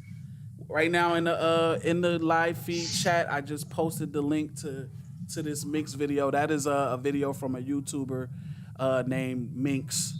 His channel is simply Minx, Minks. He has a few of these Kawhi Leonard Jones, but that one was especially important for this moment right now. Oh, I love the way he did the Kawhi cry. It had the cry. It was Kawhi laugh. The best. It was Right. Kawhi laugh. Like, you know what I'm saying? It was crazy. That was crazy.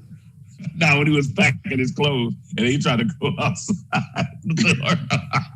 Yes. That was my favorite part, man. Oh man, that part shit was hilarious. What are any Clippers jokes you guys heard lately? I heard some people said I can't go to I told my barber I won't be around for a couple months. I don't trust no Clippers right now. I don't trust no Clippers right now. I heard no jokes. I heard somebody had posted there said stop Kawhi-ing about the loss. Stop Kawhi. No, man. There's one Clipper fan that I've been knowing this dude to be a Clipper fan since when I was still living in Compton. And he's the one that I thought was going to go apeshit about it. He's actually taking it pretty good. So, I mean, you know, I really can't make too many jokes. I ain't heard too many jokes, but I am getting my jabs in, as y'all can see. I'm getting my damn jabs in today. And that's the thing. Like, if you're a real fan, a real fan, and you can dish it out, you better be able to take it. And if you can't take it, then at that point you're not a fan. You're just a fucking front runner. That's how I look at it as. Yeah. And I'm telling you, there's a bunch of them. I'm thinking to myself, on Facebook, I'm seeing a lot of these dudes talk about the Clippers. I'm like, since when? Like some of the time, like, since when you been a Clipper? I didn't even know you like basketball. It's one of them situations. Like, when did you even stop watching? When did you even start watching basketball? So Yeah. I don't know, man. I like how that sports talk personality on FS1, Skip Bayless, he been pumping up the Clippers all year. And then before Game 7, he tried to back off the bandwagon. It was like, nah, they're gonna lose. They're not mentally tough. Blah blah blah. Yeah, right. Nah, take your motherfucking L. Because you've been talking shit all goddamn year about LeBron, about the Lakers, about everybody. You talking about it's Kawhi's town, everything. And now all of a sudden you want to back off of it and act like you ain't. Nah, take your motherfucking L. Yo, these jokes. I got some jokes. They said, here's one. What do you call 12 millionaires around the TV watching the NBA Finals? The LA Clippers. LA Clippers. What do you call a Los Angeles Clipper player with a championship ring? Nobody. A thief. Nobody. A thief. Here's another one. How many Los Angeles Clipper players does it take to change a tire? 1, unless it's a blowout, in which case all of them will show up. Unless it's a blowout. Oh man. Yeah. Yeah, man. I'm telling you, because they look, that Christmas game that we lost against them. I'm talking, these motherfuckers hit me up all on Facebook, just with the mouth, talking shit. I'm like, you know what? It was a Christmas game. Everybody watched the Lakers lose, so everybody's gonna talk shit. And even then, I was like, I didn't believe that the Lakers were not able to beat the Clippers. At that point, we were 0-2 against them. But I knew we was gonna get a chance to turn it around. But then when the Corona hit, the thing I was mad about is we're not gonna get a chance to beat them. We're not gonna get a chance to play these dudes and beat these dudes. To even up the season series. But we didn't have to. So yeah, I guess that's it. We didn't have to play them no more. Thanks to Denver. Yeah. Thanks to Denver. And back to your point, Verse, about some people talking about it's rigged and stuff. Like, why would the league not want the Clippers versus Lakers? You know that revenue? The league. Like, the people would be paying to watch, ESPN or TNT, whichever broadcast it would have been on. People would have been finding ways to make sure that they seen that series, because there's many that dislike LeBron, but they wanted to see him lose. And there's so many that dislike the Clippers that they would have wanted to see them lose. And it was just like to believe that the NBA wanted the Nuggets in the Western Conference is foolish. It's foolish. and I think we all would agree that the Clippers are the better matchup for the Lakers. They're definitely the better matchup for the Lakers. And I think we seen that last night. Yeah. I think the Clippers would have played I think the Clippers would have been a totally different team against the Lakers. I think they slept on the Nuggets, and then once the Nuggets woke up, it was too late to turn it off. But I do think that the Clippers would have been a totally different team as far as poise and playing together, all of that stuff that they didn't have against the Nuggets, they would have had against the Lakers. They would have turned it up. Agree. Yeah, absolutely. Because they already built it as the Battle of LA in the playoffs before the playoffs started. It was supposed to be a Battle of LA. First of all, you got to get to the championship round. I mean, even if it ain't against us, you got to at least get to the championship round. At least get to the finals. They ain't got none of that shit. So it ain't no battle for LA. We are the landlords, and rent was due, and Denver took them out before we was able to. They are canceling the battle for LA. You canceling? It's not a thing no more. Not this year, they. And when they moved to their new stadium, that ain't nothing but the Great Western Forum that they used to call it. That's where the Lakers used to play. So y'all following us again. It ain't no rivalry, ain't none of that. It's just a bunch of people. They either hated Kobe Bryant or they hate LeBron James, and they don't want to go for the Lakers. So now they're going for the Clippers. Well, they can get ready to watch us play tomorrow night, and that's it. That's all they got. Agree.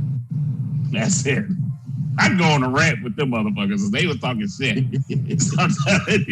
I get worked up when we talk about the Clipper fans, man. I get worked up. Stop trying it, man. Cut it out. All right, well, one more Kawhi lap before we get off of this. Uh-oh. All right, let's move forward. Still on the NBA. The Heat are up 2-0 on the Celtics. What is it looking like, fellas? What is it looking like? Sweep? It's looking like a sweep. It's looking like a sweep. I think game 2 demoralized the Celtics because with like, what was it, like 2 minutes and 54 seconds to go or something like that. They were up 5. The Celtics were after Kemba hit that big 3. Mm-hmm. And I think, Miami, they just put that D on them. And after that, it was all downhill from there. And, you lose that big lead in game 1, go into overtime, and you lose in overtime. And then you take that demoralizing loss game 2. I think they're just down. I think Jason Tatum is balling. But I think they're down. I don't even think with Gordon Hayward coming back, it's going to help that much. Kemba's balling. Tatum's balling. Damn, I can't even think of his name right away. But I don't know if they have enough to overcome this 0-2 deficit in this series. And me being a Laker fan, of course, I hope that they don't have anything to come back against Miami because I don't want to see the Clippers do. I mean, the Clippers or other stuff to do anything. But anyway, I'm taking my personal hat off, going back to being a OOB analyst. I think that I think if they are to steal a game, it should be the game today. If the Heat win this game, dude, this series is over. The series is over. I don't see them. I don't see them bouncing back. Yeah, not from 3-0. Not those young boys. Nah. Yeah, man, it's looking like a sweep, man. I mean, Miami is serious. Miami is very serious, and Tyler Hero is fucking wild. And crazy. And Mr. Two Name. Jimmy Buckets got them. Yeah. Got them balling. Yeah. Got them playing hard. Yeah, I seen a stat that said last time Bulls was in the playoffs, Jimmy was on the team. Last time the Timberwolves was in the playoffs, Jimmy was on the team. The best Sixers playoff run in a long time has been Jimmy on the team, and the Heat are back in the playoffs, back in the conference finals with Jimmy being on the team. So, I would also like to point out that Eric Spoelstra, I can never say his name correctly. Spoelstra, you got it. That dude is underrated as a coach. Obviously you get the players, but you still have to have the coach to put everything together, get the game plan and all that kind of stuff, get him ready to play. I think he's underrated coach. I would agree with that. In my opinion. I agree with that. I think that, the reason he's underrated is a understandable reason. This is his year to submit that legacy, though. If he could get a championship this year, that would submit the legacy. But with a team like LeBron, Wade, and Bosh, the coaches, if they already haven't established themselves as one of the elite coaches, then it's going to get overshadowed. But everybody that knows basketball knows that Eric Spoelstra is a great coach. Yeah, definitely. It's just he had LeBron, Wade, and Bosh. Like, you were supposed to win. I mean, it's a good problem to have. Right. He's supposed to win. It's a good problem to have. But if he did not win those championships, he would have been bounced. Right. So that's the way I look at it, man. That's he still had to put it together. Phil Jackson go through the same thing. He had Kobe. All right. He had Jordan first. I should have said. He had Kobe and Pippen. Then he had Shaq and Kobe. God dang it. I still said it wrong. Jordan, Pippen, Shaq, Kobe, and 11 championships. And that all everybody can say is, well, he had Kobe Bryant. He had, all these other dudes. So he still had to put it together, too. You got to start using your toes when you count his championships. Hey, when you get to that level, that's Hall of Fame. Damn, I need one more somewhere. I think he has one as a player for the Knicks, He does. Right. Oh, right. Yeah, 12. That's true. He's got 12. 76? I think it was before I was born. It's like 75, 76. Technically, when he was dating Jeannie, those count for him too. Oh no, he was a coach, but yeah, He was a coach, but it still count. family, all of the family championship rings passed down to him. But nah, so yeah, I think that this while we wrap this up, I think the Heat are just very serious, and I think that the Lakers will see them in the finals. Definitely. Looks like it. Real quick, does Doc Rivers need to lose his job? This is a quick no for me. I hope not. I like Doc Rivers. I just don't think he's as great as everybody says he is as a coach. He's a very good coach. He understands the game. He understands how to coach superstar players. I hope he doesn't lose his job because I think it would be bullshit for him to lose one. But if he does lose his job, there's like 4 jobs open right now where he would be in there. Indiana, right away. Philly. What's the other places? Pelicans.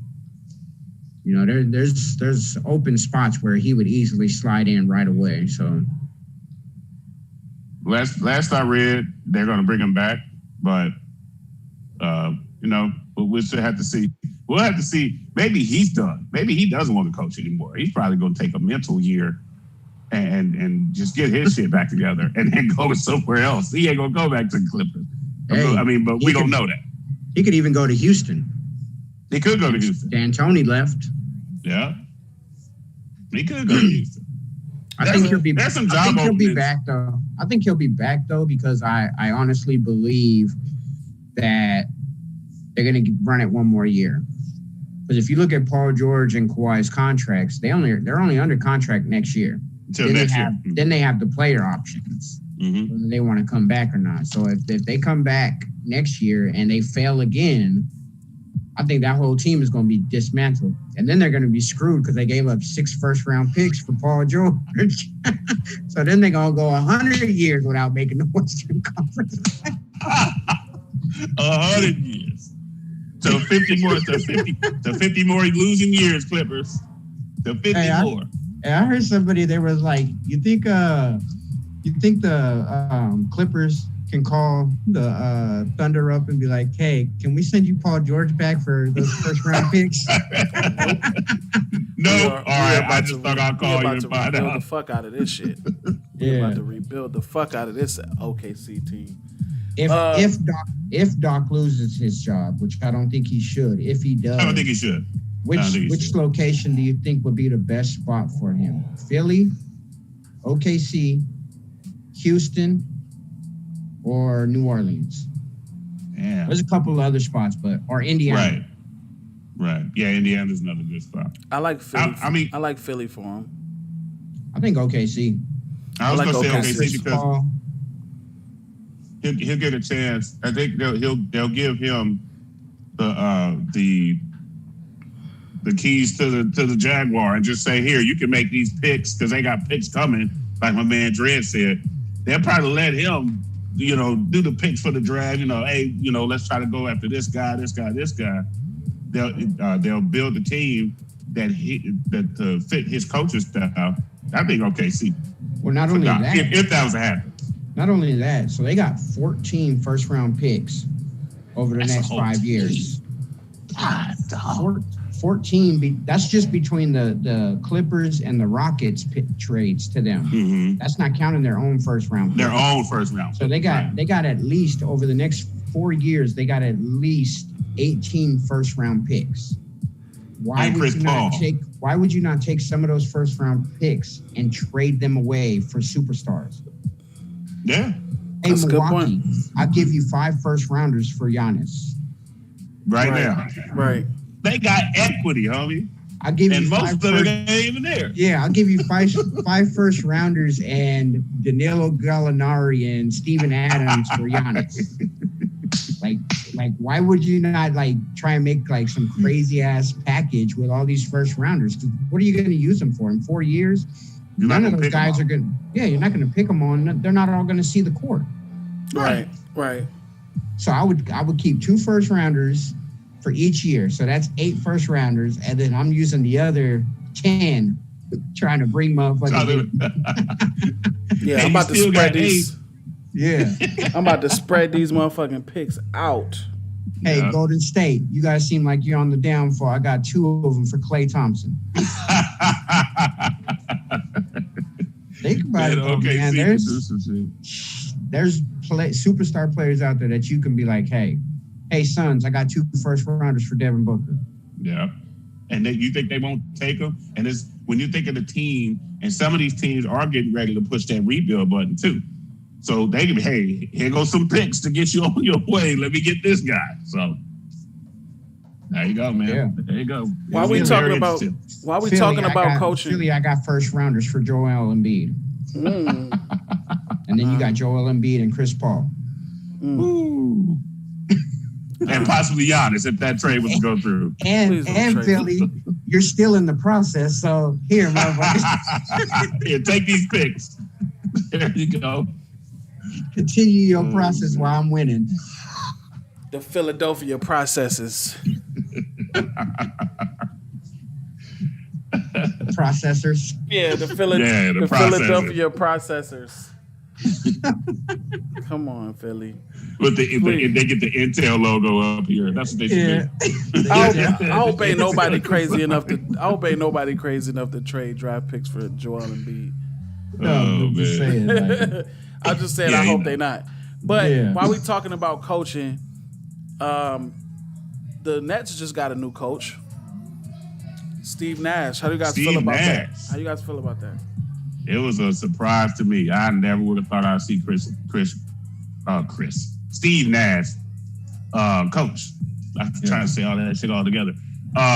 So it definitely threw me off. But I'm interested to see how it comes out, because I know that in the future, I think that Rondo will end up being a coach somewhere. So the point guard being the coach type of deal. It works like a catcher in baseball being a manager. So you get those field generals that could get your team to run a certain way, whatever the case is. I'm interested in seeing it, but we'll see. We'll see. I don't think. Well, I can't say qualifications matter because I don't think that matters because we've seen lately the last few years these no coaching qualifications, just getting a head coaching job. So I don't think that that's a matter. I think there's definitely some people out there with the experience that deserved a shot first that they should have probably went after first. You know, people Mark keep Jackson. saying, and everybody's just, I understand that he may not even he may be getting a fat ass check from ESPN. We don't even know. He may not want to coach, but to not ever hear his name just sucks. It's a crime. He built that Warriors team. Steve Kerr gave them the freedom to just shoot the ball whenever, wherever. Right. Agreed. The only difference. Agreed. So they had that defensive mentality because of Mark Jackson, not because of Steve Kerr. And so I definitely think Mark Jackson, Ty Lue, you might have even been able to go like a Sam Cassell route because he's been on the bench for a good 12 years. The few stops he's been at. He paid his dues. Yeah. So there was plenty. Like Nate McMillan got fired from the Pacers, and we seen what he was doing with a depleted Pacer team. So just imagine having a squad. Right. So I don't necessarily believe he should have got the position, but I don't know why he shouldn't either. Right. I can't say, he shouldn't have. They should have picked A, B, and C. We can all say that because, here on the show, we always talk about Mark Jackson. Mark Jackson should get a chance. But like you said, he's probably getting paid. ESPN is probably like, no, you're going to stay right here and get these checks. Van Gundy and Mike Breen. And Mike Breen. Y'all get these checks and just keep on talking about the game. Other than OOB, them is probably the best three. Yeah. Yeah. But see, we'll play them in the finals. This is just like the Steve Kerr situation, except that they didn't fire their coach, unjustly. I feel like Mark Jackson wasn't due to be fired, if you ask me, when they did that. But I would say Brett Brown probably needed to go.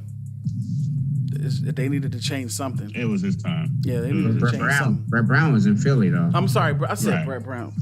Kenny Atkins or whatever his Brett name Brown. is. I thought we were switching to Philly. Yeah, my bad. Kenny Atkinson, but even with Kenny Atkinson being let go, In that case, this is Let him. because I don't know why I was thinking Brett Brown, but in that case, this was definitely like the Steve Kerr situation. I mean, what did you want the coach to do without Kyrie and KD? right, right. And he would have got. You think he would have got a pass to at least coach this year? Right. And then, When and they then get not their only stars that, back. when the bubble started back up, like 4 of their players opted out. Yeah. So they didn't even have a full squad. They had to go to like the G League and pick up 4 players just so they could have a full squad to go. Before you into have a the full bubble. squad. Mm-hmm. So yeah, I don't think he deserved to be fired, but we'll see because supposedly KD and Kyrie signed off on Steve Nash, and that's why he got the position. So we'll see. see what Steve Nash does. I mean, but you got KD and Kyrie. So, but, I mean, how much coaching you got to do? I could coach them guys. I could coach all of them. You see that? Hey, you see that guy right there with the number 7 on his jersey? Pass it to him. Pass it to him. Pass it to him. and move out of the way. That's a play. True. And if by chance he's not open, you see that guy over there with the little afro? Pass it to him. In the paint? Yeah, pass it to him. The one who said the world is flat. Yeah, give that him guy. the ball. Pass him the Yeah. ball. Pass it. Pass him the ball. Pass it to the world. Number 7's not open. Pass him the ball. Yeah. Yeah. So, who do you guys feel like? Well, we already said Doc would be make good for OKC, but he's still employed technically. Who do you think the Sixers and OKC should have next as their head coach? I'd like to see Ty Lue in Philly. Obviously, they need pieces in Philly, but I think Ty Lue, he's being one of the younger guys on the prospective coaching list. He's one of the younger guys, and that team needs somebody that they could communicate, or they can. God, I can't even think of the damn word I'm looking for, but somebody that can speak to them. And so a younger Ty Lue would probably be a good fit in Philly. Yeah. Relate to is the word I was looking for. I would actually think Ty Lue would do better in OKC with Chris Paul running the show. Because even though, people are talking about Chris Paul could be out the door, blah, blah, blah, he's still under contract. Yeah, So a heavy contract, too. it's not like he's a free agent. So if they wanted to get him out, they'd have to trade his ass out. And he got big dollars, $42 million. Yeah. So I'd like to see him in OKC. I'd like to see Nate McMillan in Philly. Nate McMillan has that hard nose, tough defense, play, grind away game. And I think that's what Philly is at right now. I think they're at that grinding game, and they need a coach that can be able to do that, who knows that style of play. And being in Indiana for the many years that he has been, that's the type of style that they've played. It's that grinding away, chipping at the game. And so those are the two I think. I would like to see Sam Cassell go to Houston. That would be, man. Where he started his career. Sam Cassell in Houston, dog. I'm with that. I'm with all that. And as we spoke on earlier, Drez, he has paid his dues. He's been different teams traveling around now. He paid his dues, man. Get that dude a job. Give him a head coaching job. Yes, a lot of guys out here that need looks, especially minority coaches. They need some looks. Need some looks out here. Agree. Looks like we are dry on topics. The only thing left is to get into our Whose Mans Is This? This has been a great first show with 6 minutes left in our 2-hour counter clock. Let's go ahead and get into this Whose Mans Is This? You guys can do me a favor, mute y'all mics till we come right back. Let's do it. Hey, yo, who mans is this? This your mans? Whose man's is this? That's your man. Whose man's is this? That's your man. Whose man's is this? Yo, whose man's is this? I'm saying, whose man's is this? That's your man. That's your man. That's your man.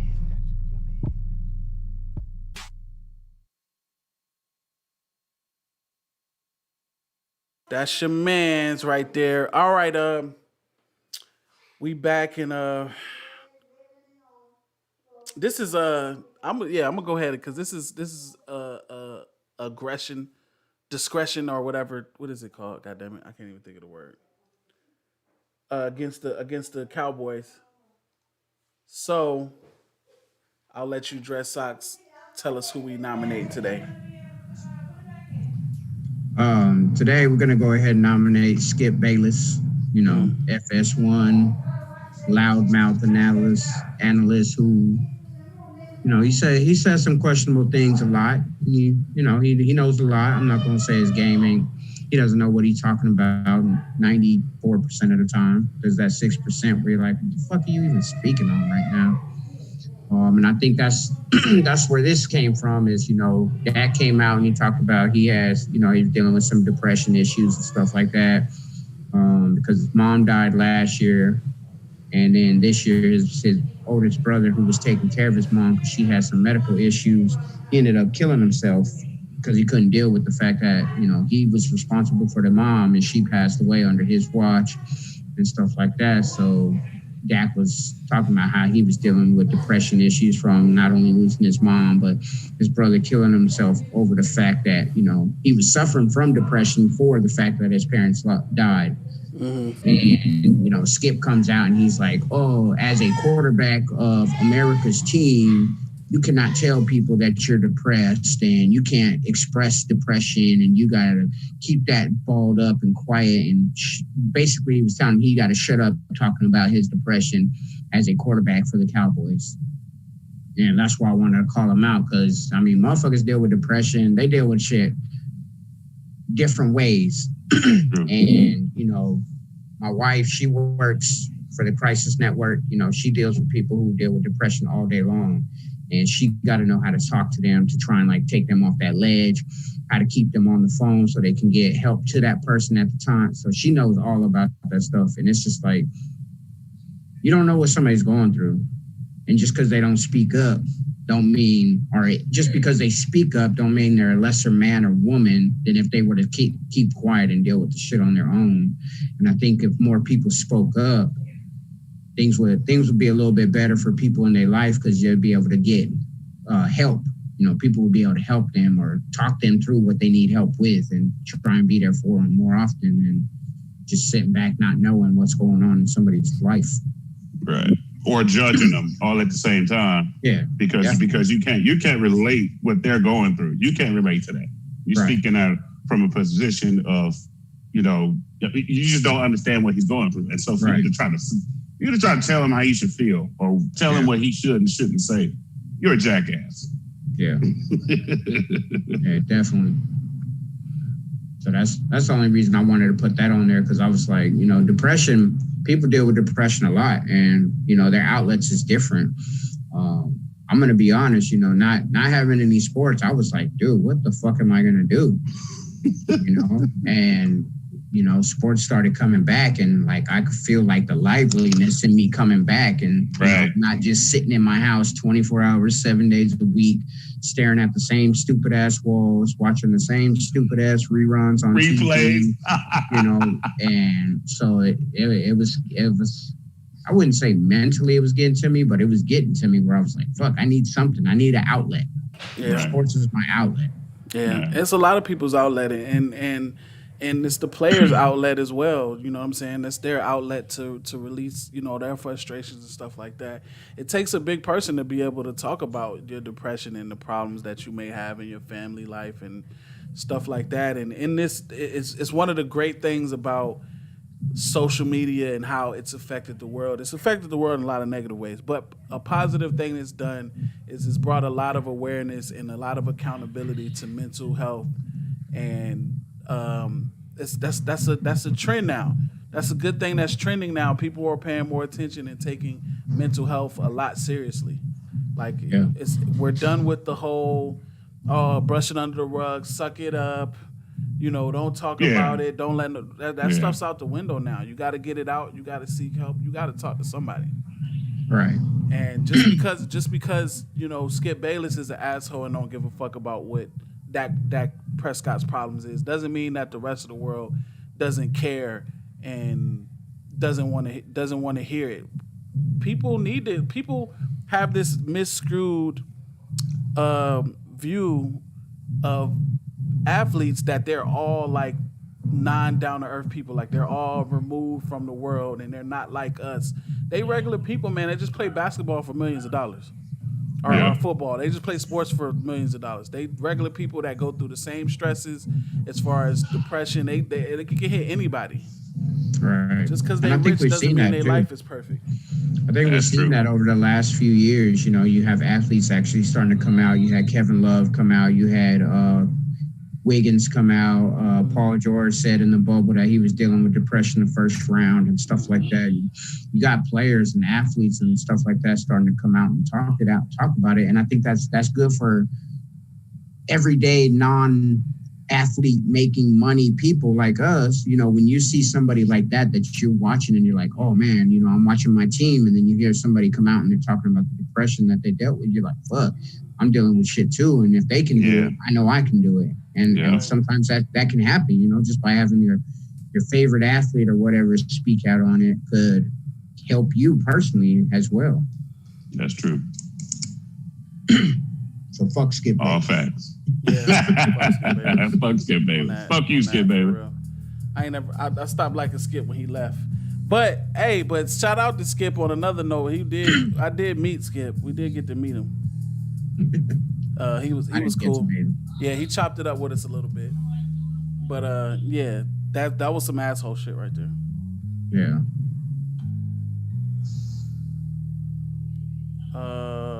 One second. I just want to get one thing real quick before we move off of this.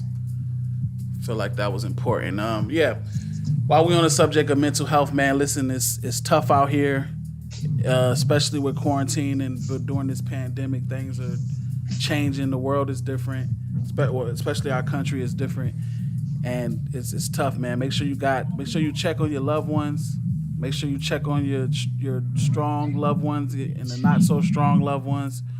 Make sure that if you having issues, you need somebody to talk to. Call up your loved one, somebody you can trust. Talk to somebody or seek professional help. Or hell, if you want to talk to us, you just pop in the comment section. You know what I'm saying? Yeah. Pop in the comment section. We'll talk. We'll make you feel better. But if you are feeling like you're overwhelmed and you just really need somebody to talk to and to listen, the National Suicide Prevention Lifeline is 1-800-273-8255. Man, listen, if you know somebody that needs help or if you need help, call that number. Get them some help.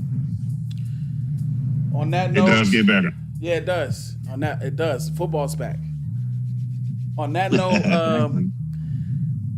we're gonna get ready to slide out of here. But before we do, I want to give a big thanks to SDR, Support District Radio.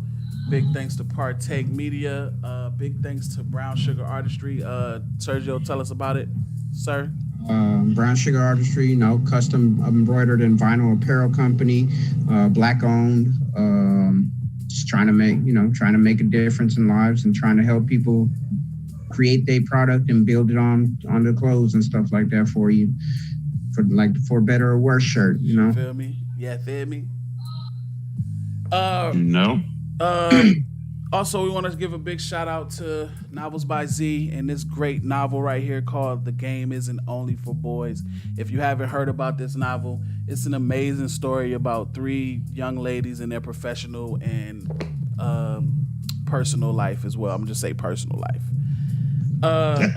It's written by Simone Z. Robinson, a very intellectual, talented, beautiful woman. I wish I could marry her.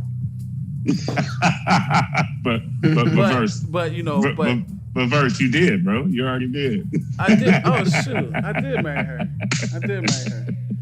Yeah. But yo, if you have not checked out this book, make sure you go check out the book. You can purchase it at novelsbyz.com. Novelsbyz.com. Also, before we slide out of here, Ricky, why don't you tell us about the What's in Your Cup? The What's in Your Cup podcast. It's ran by me and my lovely wife Shantae. We talk about pretty much anything. We even talk about sports sometimes, but you can catch us on iHeartRadio. You can catch us on Apple iTunes. You can catch us on Google Podcasts and other platforms. And just give us a listen. Let us know. Listen, as usual, you can catch us three right here on YouTube every week. 10-ish. 10-ish to 12-ish. But that's how we do it. We ain't got no goddamn bosses. Listen, man, I am VA Verse. My guy Dreadsock. My guy Ricky T. We out of here, man. Thank you guys for tuning in. Yeah. Thanks. Great first show. YouTube. All day, baby. We'll be back. Here to stay.